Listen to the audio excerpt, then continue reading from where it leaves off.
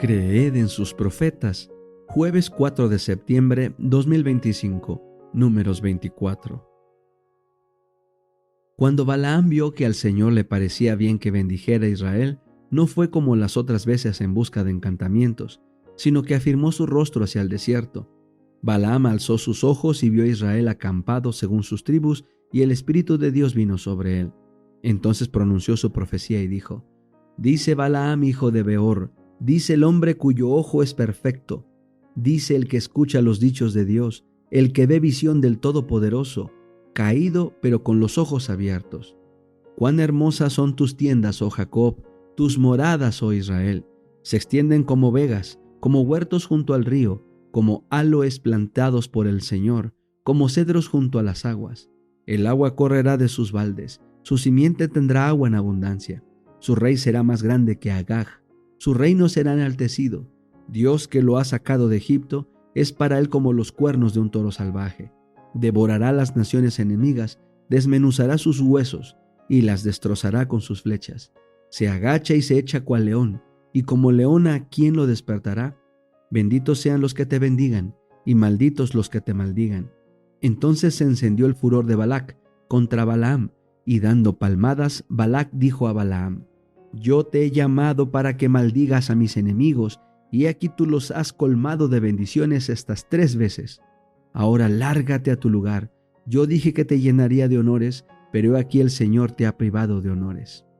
Y Balaam respondió a Balac: ¿Acaso no hablé yo a tus mensajeros que me enviaste diciendo: aunque Balac me diera su casa llena de plata y de oro, yo no podría transgredir el mandato del Señor para hacer cosa alguna, buena ni mala, por mi propia voluntad, y que solo lo que el Señor dijera, eso diría yo?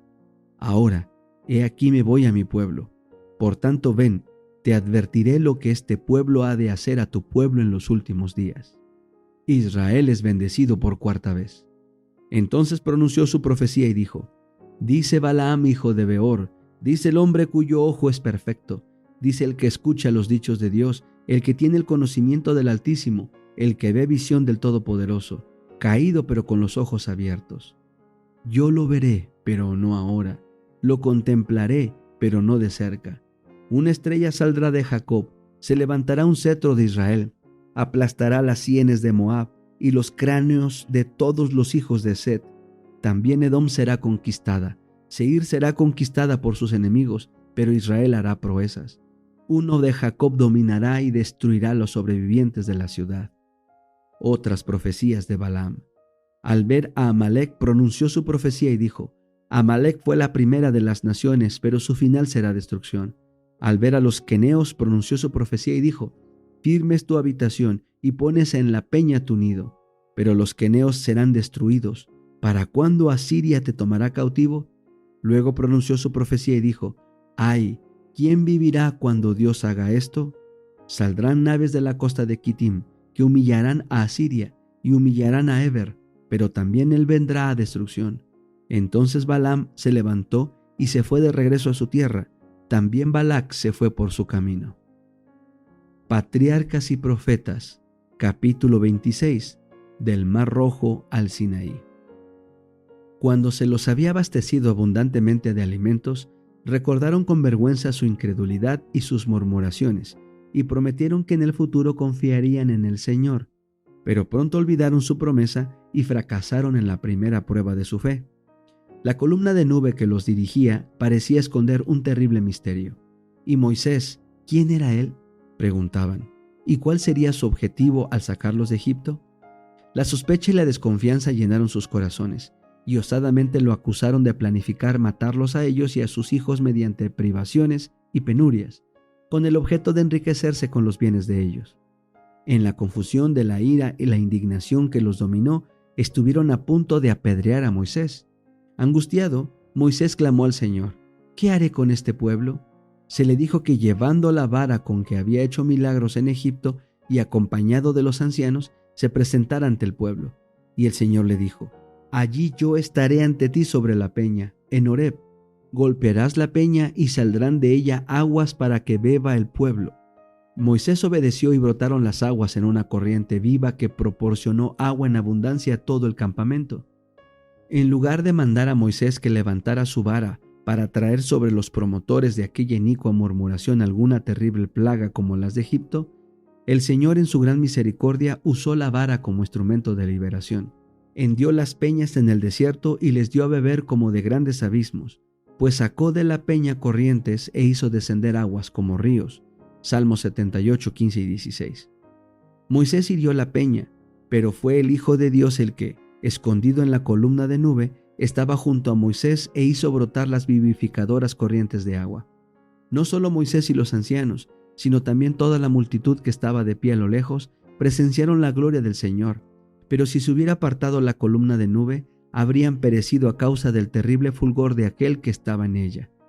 La sed llevó al pueblo a tentar a Dios, diciendo: ¿Está pues Jehová entre nosotros o no? Si el Señor nos ha traído aquí, ¿por qué no nos da el agua como nos da el pan?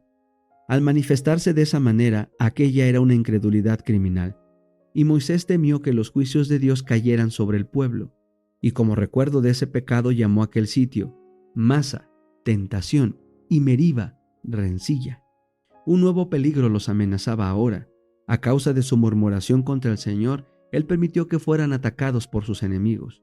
Los amalecitas, tribu feroz y guerrera que habitaba aquella región, salió contra ellos y atacó a los que, desfallecidos y cansados, habían quedado rezagados.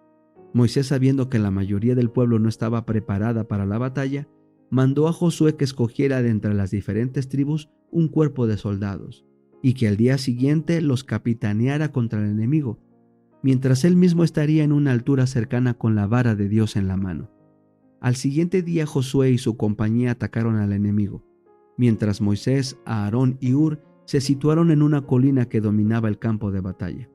Con los brazos extendidos hacia el cielo y con la vara de Dios en su diestra, Moisés oró por el éxito de los ejércitos de Israel. Mientras proseguía la batalla, se notó que siempre que sus manos estaban levantadas, Israel triunfaba, pero cuando las bajaba, el enemigo prevalecía. Cuando Moisés se cansó, Aarón y Hur sostuvieron sus manos hasta que, al ponerse el sol, el enemigo huyó. Al sostener a Aarón y Hur las manos de Moisés, mostraron al pueblo que su deber era apoyarlo en su ardua labor mientras recibía las palabras de Dios para transmitírselas a ellos. Y lo que hizo Moisés también fue muy significativo, pues les demostró que su destino estaba en las manos de Dios. Mientras el pueblo confiara en el Señor, Él pelearía por ellos y dominaría a sus enemigos. Pero cuando no se apoyara en Él, cuando confiaran en su propia fortaleza, entonces serían aún más débiles que los que no tenían el conocimiento de Dios, y sus enemigos triunfarían sobre ellos. Como los hebreos triunfaban cuando Moisés elevaba las manos al cielo e intercedía por ellos, así también triunfará el Israel de Dios cuando mediante la fe se apoye en la fortaleza de su poderoso ayudador.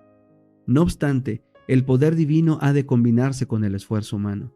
Moisés no creyó que Dios vencería a sus enemigos mientras Israel permaneciera inactivo, al mismo tiempo que el gran jefe imploraba al Señor. Josué y sus valientes soldados estaban haciendo cuanto podían para derrotar a los enemigos de Israel y de Dios. Después de la derrota de los amalecitas, Dios mandó a Moisés: escribe esto para que sea recordado en un libro, y di a Josué que borraré del todo la memoria de Amalec de debajo del cielo. Un poco antes de su muerte, el gran caudillo dio a su pueblo el solemne encargo: acuérdate de lo que hizo Amalec contigo en el camino cuando salías de Egipto, de cómo te salió al encuentro en el camino y sin ningún temor de Dios te desbarató la retaguardia de todos los débiles que iban detrás de ti, cuando tú estabas cansado y sin fuerzas. Borrarás la memoria de Amalec de debajo del cielo, no lo olvides. Deuteronomio 25, 17 al 19. Tocante a este pueblo impío, declaró el Señor: la mano de Amalec se levantó contra el trono de Jehová. Éxodo 17, 16.